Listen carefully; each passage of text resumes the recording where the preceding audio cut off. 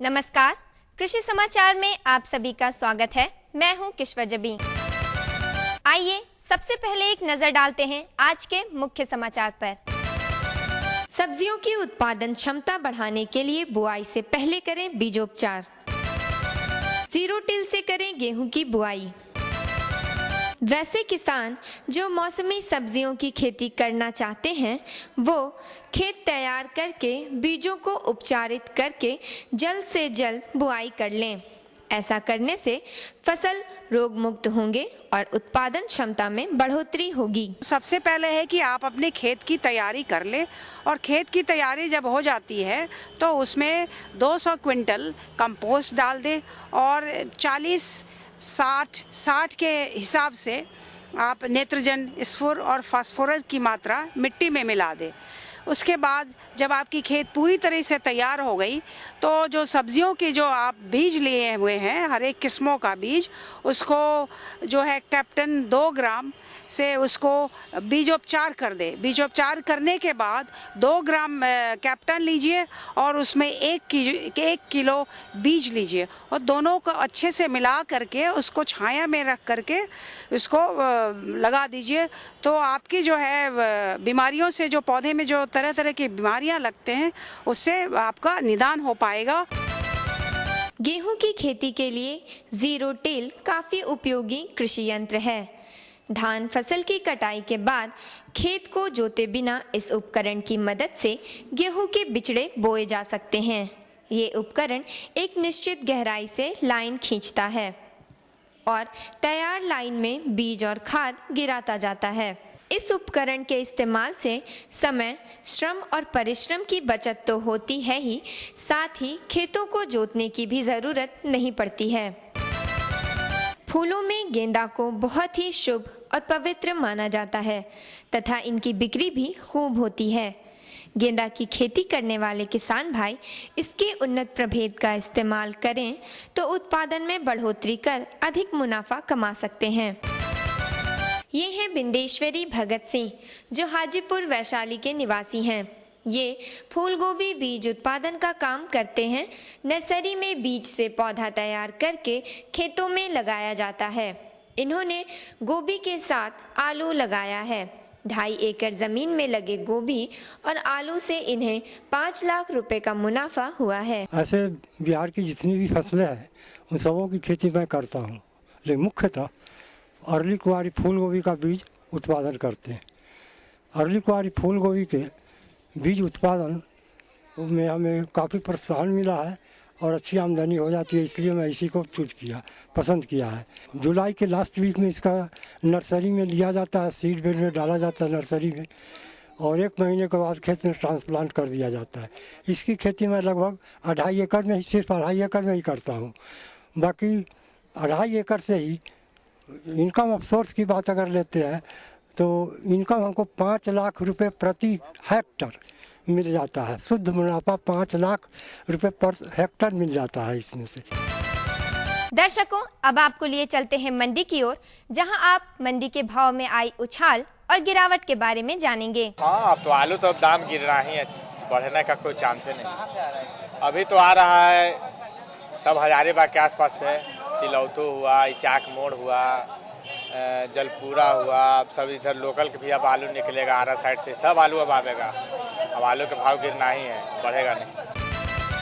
और आइए अब लेते हैं मौसम की जानकारी। मौसम विभाग से प्राप्त सूचना के अनुसार कल दिन में आसमान साफ रहने का अनुमान है। अधिकतम तापमान 26 डिग्री सेल्सियस तथा न्यूनतम तापमान 14 डिग्री सेल्सियस रहने की संभावना है। दर्शकों, अभी आपने खेती की नई नई तकनीकों, मंडी भाव और मौसम के बारे में जाना। आइए अब हम आपको कृषि दर्शन के अगले भाग में लिए चलते हैं, जहां हमारे कृषि विशेषज्ञों द्वारा आप खेती से संबंधित विस्तृत जानकारी प्राप्त करेंगे।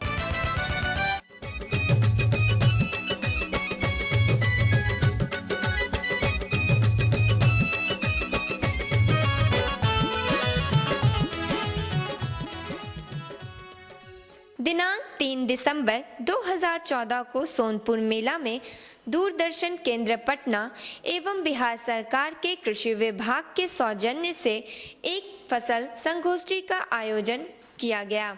सोनपुर मेले में आए सभी किसान भाई बहनों को इस विशेष क्रॉप सेमिनार में कृषि विभाग एवं दूरदर्शन केंद्र की तरफ से हम हार्दिक स्वागत एवं अभिनंदन करते हैं। किसान भाइयों, दूरदर्शन केंद्र पटना के अंतर्गत कृषि दर्शन प्रत्येक दिन 5:30 से 6 के बीच में प्रसारित होता है।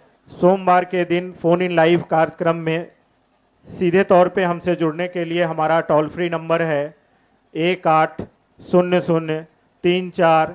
5:30 से 6 के दौरान प्रसारित इस कार्यक्रम में इस टोल फ्री नंबर के द्वारा आप हमसे जुड़कर उपस्थित विशेषज्ञ से आप अपनी समस्या की जानकारी ले सकते हैं। इसके अलावा मंगलवार से लेकर शुक्रवार तक विभिन्न विषयों पे विभिन्न विशेषज्ञों के साथ हम लोग वार्ता करते हैं। हम आपके बीच से भी जो प्रगतिशील किसान हैं, जो अपने क्षेत्र में कुछ उत्कृष्ट कार्य किए हैं और उनके उस कार्य की सराहना हुई है, उसको भी हम कृषि दर्शन के अंतर्गत उन्हें भी हम बुलाकर और उनके अनुभवों को भी अन्य किसानों के हित में हम प्रदर्शित करते हैं। सेमिनार में सारण, सिवान, गोपालगंज, वैशाली, मुजफ्फरपुर जिला के प्रगतिशील किसानों ने भाग लिया। किसानों ने खेती से संबंधित अपनी समस्याएं सेमिनार में आए कृषि विशेषज्ञों एवं वैज्ञानिकों के समक्ष रखी और उन्होंने उसका समाधान बताया। तोरी के पौधे में फलन के बाद उजला हो जाता है और उसके बाद पौधा सूख जाता है।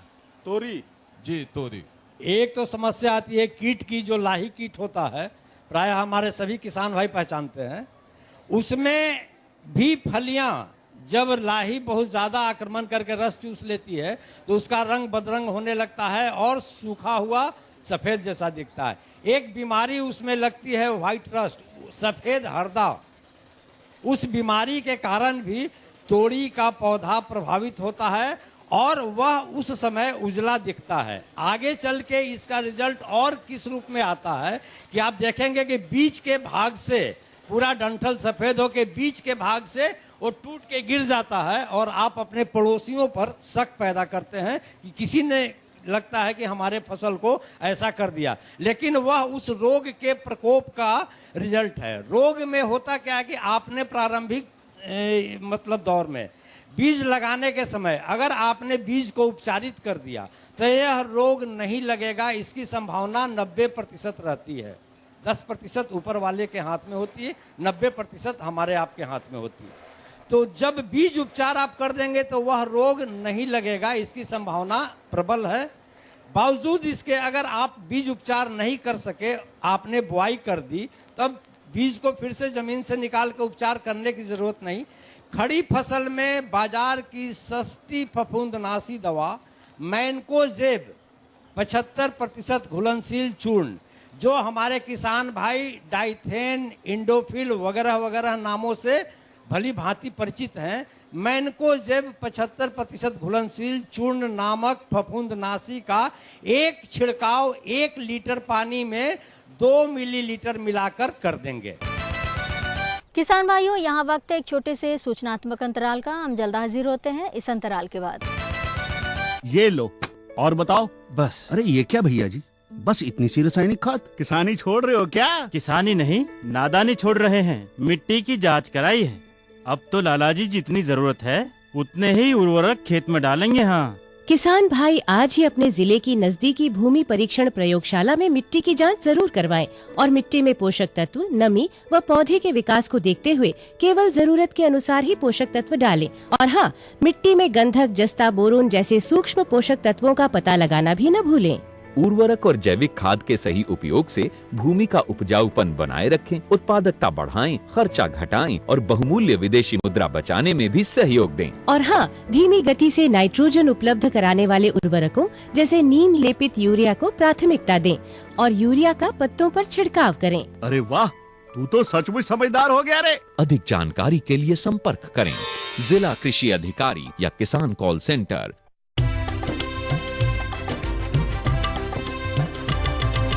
सहकारिता के बल पर विकास के लिए उठे कदम, जन सहकार की ताकत लेकर आगे बढ़ते जाएं हम। जन जन ने इस क्रांति में है विश्वास जगाया, हम सब ने मिलकर विकास का परचम है फहराया। सहकारिता है अपने विकास की पहचान, नए दौर में सहकारिता ही भारत का अभिमान। कृषि मंत्रालय भारत सरकार द्वारा जनहित में जारी। अंतराल के बाद कृषि दर्शन कार्यक्रम में आपका पुनः स्वागत है। हम लोग मटर का काफ़ी खेती करते हैं सर। करीब हमारे यहाँ 200 एकड़ ज़मीन में मटर की खेती होती है, लेकिन पिछले साल से ये स्थिति हो रही है कि जब मटर 20-22 दिन या 25 दिन के बाद धीरे धीरे वो पीला होने लगता है और बाद में वो सूख जाता है। इंग्लिश में विल्ट कहते हैं, हिंदी में सूखा रोग है ये, और यह इसके फफूंद भी मिट्टी में ही पलते हैं।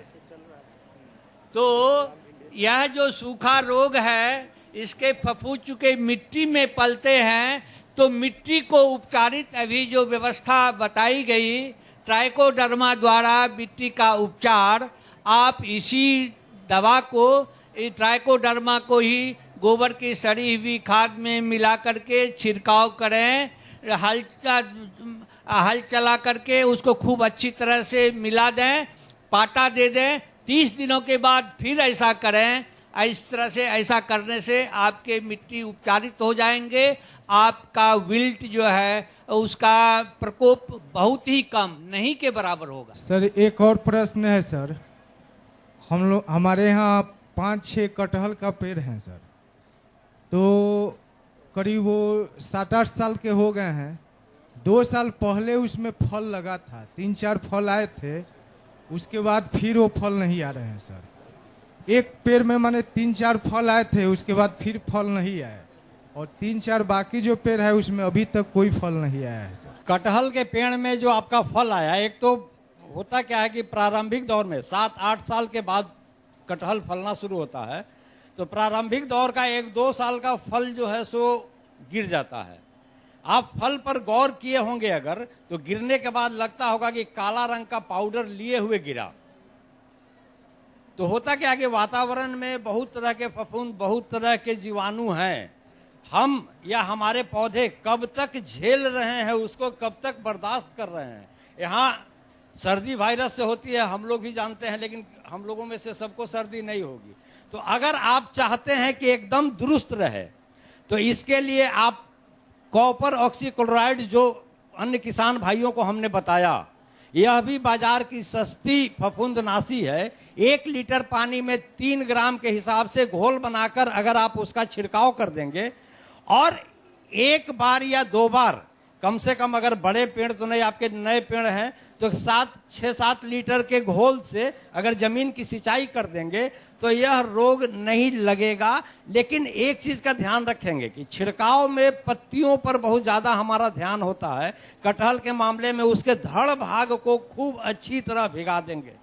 धड़ भाग को, जो मोटा धड़ भाग हुआ, उसको खूब अच्छी तरह भिगा देंगे। और चूंकि आगे आपको सिंचाई भी करनी है, तो जो धड़ भाग से पानी जो ढलता हुआ नीचे जाएगा, वो तो जमीन पे ही जाएगा, तो दोबारा वो आपको सिंचाई करने की जरूरत नहीं पड़ेगी, वहां आपका यह उपाय हो जाएगा। लंगूर जो है, हम लोग के आम, केला, बैगन, सेम, जितना भी फल फूल होता है, गागल है, सब लूट के खा जाता है।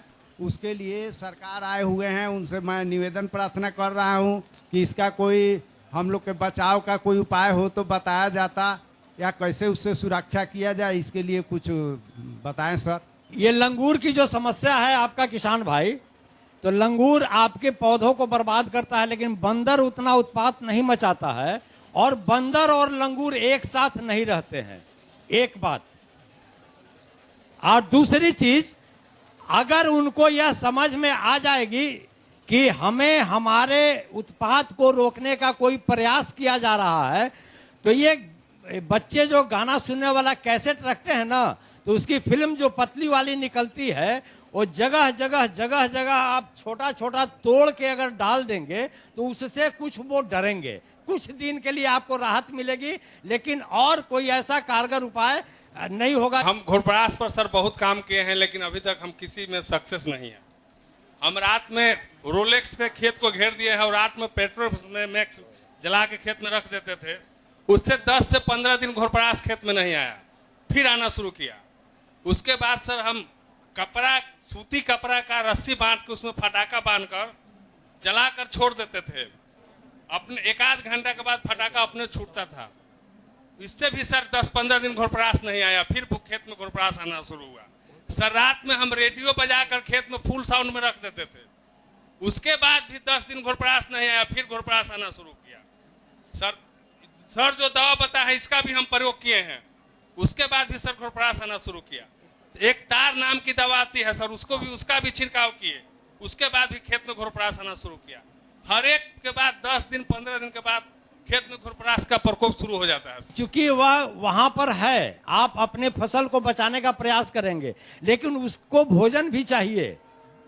तो जब अंत होता, जब वो कोई उसकी भूख नहीं मिटती, तो आपकी रस्सी को वो तोड़ के चला जाएगा, वो महक को थोड़ी देर बर्दाश्त कर लेगा। इसलिए वह दवा वगैरह जो भी है जो आपने बताया कारगर नहीं हो पाया, लेकिन वो सर्टेन पीरियड में कुछ अवधि तक जो है उसको निश्चित रूप से रोक के रखेगा। अगर इसका उपाय सामूहिक तौर पर करेंगे, अगर आप मान लीजिए कि अकेला आपने अपने 10 कट्ठे या 1 एकड़ के प्लॉट में आपने किया और उस बधार में 100 एकड़ है, तो उसको तो भोजन वहां प्राप्त हो रहा है ना। उसे नहीं मालूम है कि आपने 1 एकड़ में इकोडॉन का व्यवहार किया, 99 एकड़ तो उसके लिए खुला है और उसे भोजन चाहिए। इसकी वजह से भी यह समस्या जो है सो आ रही है। हमारे किसान भाई अगर सामूहिक तौर पर कोई भी उपाय इस समस्या का करेंगे तो हमारे समझ से लाभ निश्चित होगा। किसान भाइयों, यहाँ वक्त एक छोटे से सूचनात्मक अंतराल का, हम जल्द हाजिर होते हैं इस अंतराल के बाद।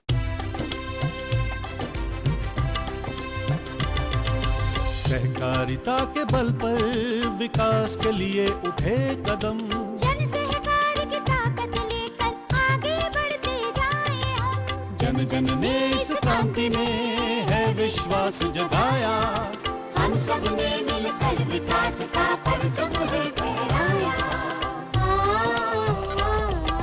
दूर जहां सूरज उगता उस धरती से मैदानों तक, हिम शिखरों के श्वेत बर्फ से हिंद महासागर तक। श्वेत क्रांति हो हरित क्रांति या ग्राम विकास की बात, एकता ही धर्म हो अब चाहे दिन हो या रात। हिंदू मुस्लिम सिख ईसाई सबने कदम बढ़ाया, हम सब ने मिलकर जब ये अभियान चलाया। कृषि मंत्रालय भारत सरकार द्वारा जनहित में जारी। क्या करूं? हाँ मैं ऐसा ही करूंगा। हाँ अच्छा मैं जा रहा हूँ। अच्छा जी जी जी हाँ जी जी जी। किससे बात कर रहे थे इतना हंस कर? किसान कॉल सेंटर, विशेषज्ञ से खेती के बारे में सलाह ले रहा था। सुबह भी रात को भी? किसान कॉल सेंटर सुबह 6 बजे से रात को 10 बजे तक खुलता है। रविवार को भी? हाँ भाई, साल के 365 दिन खुलता है। और इतना फोन का बिल कौन भरेगा? अरे किसान कॉल सेंटर की सेवा मुफ्त है। पर तुम ये सब क्यों पूछ रही हो? मैं तो कुछ और ही समझी थी। किसान भाई, कृषि संबंधित समस्याओं का अपनी भाषा में तुरंत समाधान पाने के लिए पूरे भारत में किसी भी फोन से राष्ट्रीय हेल्पलाइन नंबर 1800-1801-551 पर संपर्क करें। किसानों का दोस्त किसान कॉल सेंटर। अंतराल के बाद कृषि दर्शन कार्यक्रम में आपका पुनः स्वागत है। क्रॉप सेमिनार के अवसर पर पटना दूरदर्शन केंद्र द्वारा एक सांस्कृतिक कार्यक्रम का भी आयोजन किया गया। और देखिए, ये जो है जो गम को भुला दे उसे गीत कहते हैं, और जो जनता के हित में गाया जाता है उसे जनगीत कहते हैं। और इस मंच पर वैसे ऐसे फनकार, वैसे ऐसे कलाकार उपस्थित हुए हैं कि लय सुर ताल के साथ जो गाना गाता है उसे सत्येंद्र कुमार संगीत कहते हैं।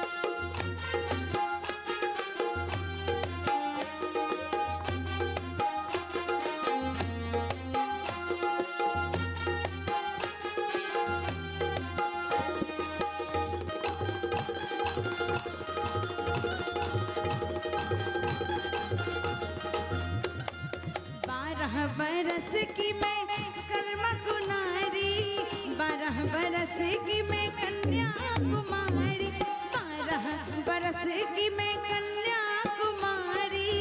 और कहते हैं क्या, सैया छोड़ाबे मुझसे भैया मैं का करूं, सैया छोड़ाबे मुझसे भैया मैं का करूं, सैया मिलल लरे कैया मैं का करूं, सैया मिलल लरे कैया मैं का करूं, सैया मिलल लरे कैया मैं का करूं, सैया मिलल लरे कैया मैं का करूं।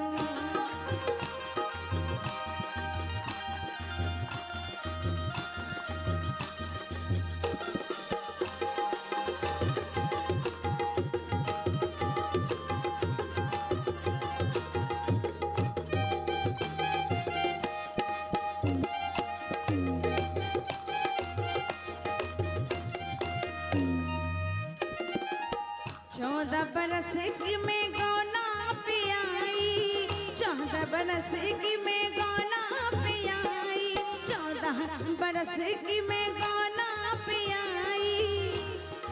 और सैया करे मैया मैया मैं का करूं, सैया करे मैया मैया मैं का करूं, सैया मिलल लरे कैया मैं का करूं, सैया मिलल लरे कैया मैं का करूं, सैया मिलल लरे कैया मैं का करूं, सैया मिलल लरे कैया मैं का।